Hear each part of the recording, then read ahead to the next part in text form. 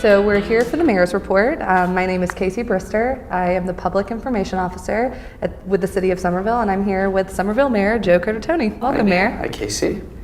So with the Trump administration and everything that's been going on, there's been a lot of talk around immigration and around sanctuary cities in particular, and you've long been an outspoken proponent of sanctuary cities and their benefits. So let's start by talking about a lot of the confusion and the misinformation that's out there around sanctuary cities. Can you tell us what a sanctuary city is and what it isn't? So there are a lot of falsehoods about sanctuary cities and communities and states that call themselves sanctuary states or regions or communities. And there are well over 350 across the country, and Somerville's been a sanctuary city since 1987, well over 30 years, and you'll hear that sanctuary cities are harboring violent people, that sanctuary city status increases crime, and that we're violating the law. Well, those are nothing can be farther from the truth. We're not violating any existing law. Crime is actually down since we've been a sanctuary city, well over 50%, 52.9 to be exact. And violent crime and Somerville, we're actually below the state and national average. And if you commit a violent act or you're a felon or you don't get a free pass here. You know, we're gonna, if you're a dangerous person, we're gonna work, and we do work with all our federal partners, including the FBI, DEA, and ICE, to remove dangerous people from our community. But what we will not do is attack the Constitution. What we will not do is hold people without just cause. And we're not going to run away from our core values of equality and decency for everyone and abandon our neighbors, our friends, the children who go to school with our kids. We're proud of our diversity, our multicultural strength, and who we are, and we're going to stand up for that. Absolutely. So you said that Somerville has been a sanctuary city for 30 years now. This marks its 30th anniversary since 1987. But all of this talk is kind of coming back up again. And a lot of it has to do with President Trump's executive order. Can you explain what that executive order would mean for Somerville? So what the public should know is that executive orders aren't law. They're actually intended to enforce existing law. So President Trump issued executive orders on a sanctuary city where he is targeting funding for communities or states that declare themselves as sanctuary. It's really not clear what, at the end of the day, he thinks he can do or is trying to do or what will happen. But it is clear that he's targeting money for which Somerville means about $6 million in direct grant funds and another $6 million in pass-through grants that go to other organizations and that do services around homelessness prevention and economic opportunity or help people who are in poverty. But a lot of the programs in total go to the underserved population and families and children, including public safety. It's not clear exactly what will happen, whether the president has the ability to restrict that type of federal funding. His executive order instructs the Secretary of Homeland Security to identify what potential funding or funding could be potentially cut or held back from sanctuary communities like Somerville or states like California. But that's not clear, and that may very well end up being a cause or a controversy to be settled in the courts. And we are very well prepared for that fight, and we'll take on that fight. So the executive order in of itself is very vague. It calls out sanctuary cities. I'm not so sure the president knows what sanctuary cities are, and I would invite him to open up his mind and that of his administration, their minds, their hearts, to look at communities like Somerville. If there's one community that represents the core values of this country, it's our community. You know, we're a community that strives to be diverse and tolerant of all people, and again, that is decent and treats everyone fair in a very equitable way. And I would hope that's what everybody in the country would want. So I think, you know, what the executive order reflects is more of a blind and broad rhetoric that we saw in the presidential campaign, targeting a vulnerable population, in this case, undocumented immigrants who are here for a better life, who love this country as much as you and I, and probably more than the president. Well, going back to that funding question, if he is targeting through his executive orders funding for sanctuary cities like Somerville, I think it's safe to say that this wouldn't impact just Somerville. Can you give us kind of an idea of what would happen, what the impacts would be for the rest of the country? Well, think of it this way. The 11 the 11 major economic city regions in the United States have at their core a sanctuary city, like an LA or San Francisco or Boston, which is a Trust Act city, who follow those types of policies. And in those communities, they represent more than 78 million inhabitants. That's a quarter of our population as a country. And all the studies show that to remove or to attack and seek to deport all the undocumented immigrants in our communities would have a critical and detrimental impact on our national economy. It could actually reduce, all independent economists say, it could reduce our economy potentially up to 3%. That would be devastating.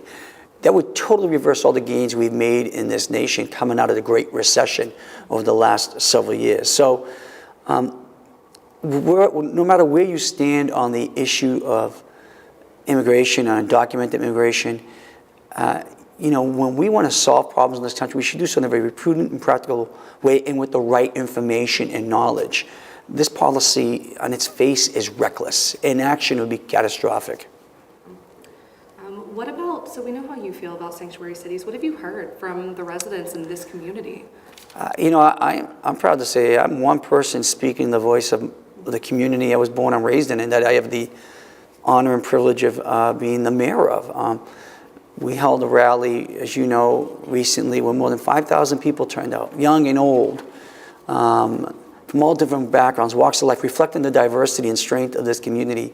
We heard from immigrant children, undocumented immigrant children, refugees, talking about how they see Somerville as a city of hope and this country as a nation of hope and opportunity and of sanctuary. And that was inspiring to me. To see the signs in that rally, which were all positive and uplifting, was very hopeful. And to get the phone calls and letters that I read every day, not just from the community, from around the country, it's electrifying to see the energy and support for a vulnerable segment of our population. So it just makes me feel good that I'm amongst millions of people who share the same views as I do, not just in Somerville, but across this land, and even from Canada. Absolutely. So with all that hope and that inspiration, there's also been some concerns for members of this community. What would you tell people who live here, who maybe feel a bit vulnerable, who feel scared, who feel concerned? What I would say to them is I would be lying if I told them I didn't fear for them. Mm-hmm. I do. I fear greatly for my neighbors, my friends, my colleagues, the friends of my children and schoolmates of my children, and every immigrant in this community, both documented and undocumented. The wave of anti-immigrant sentiment is unprecedented in this country. And I can't guarantee that someone isn't going to be deported just because of an undocumented status. What I will promise them is that I will stand in front to protect them. We will stand side by side with them to fight and stand up for their rights in our Constitution. And I feel confident that thousands of people in this community would rally around. We will give shelter to those who need shelter. We're not going to run away from them. They are welcome in this city. This is their community, and I'm their mayor. And we love them, and we want them here as part of this community, and thank them for being part of this community. They enrich us so much. So whatever words of comfort that would give to them, I hope it gives them some comfort. But it would be irresponsible of me to say, look, I've got no fear for you. Of course I do. But we are leaving no stone unturned, and there hasn't been a moment's rest to seek out more information or to think about how we could take further steps to protect, again, the immigrants of our community.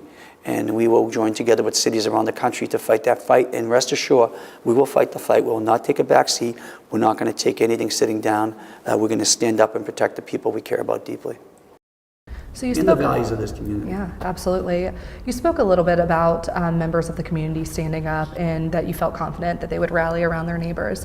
What would you say to those community members who are looking for specific steps to get involved or kind of things to do to help this cause?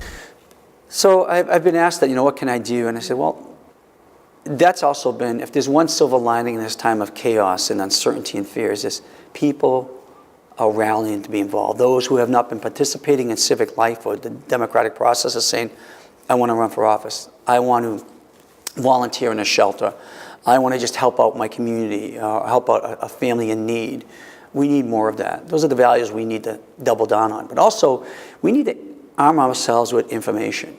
The truth about what a sanctuary community really means, the truth about the value of immigration to our country, to our culture, to our values, to our economy. And we must not ever let the lie become the truth. Never let those falsehoods vest as if they're truths, because they are not. We also need to have empathy for those who don't share our views. And we need to accept ignorance or a different type of view with grace, an argument. But if we can talk more to people who have differences with us, and we can pluck a value string with the values we share and our beliefs and the truth, we're going to have a stronger alliance and be a stronger country in the long run. I think it would be wrong for us to just turn away, turn our backs and say, and it's hard. It's hard for me to do this with family and friends. That you don't know what you're talking about. We're right. Well, we know to our core what our values are. We believe strongly in our position. Not that we're just right in the merits, but we're standing up for America, not just for Somerville. So we can have that open-hearted, open-minded conversation with our neighbor, with our family member or friend, those who disagree with us. I think we're going to bridge a lot of divide in this country. We're going to be stronger for it. And I think that's the best thing we can do. Well, thank you, Mayor. And for those looking for ways to get involved, you can check out organizations like the Welcome Project, where we're here today. And Mayor, just one more thing. Any other exciting projects going on in the city right now? I'm sure there are tons. Well, there's all kinds of exciting stuff. You know, we hope to take an important vote at the Board of Aldermen, having just been approved at the Mass School Building Authority for our new high school, incredible development projects. Soon, I know it doesn't feel like we'll hit spring and the great celebrations and civic events of this community, the arts and our culture and summer streets. So it's a great time to be in Somerville. Mayor Curtatone, thank you so much for your time.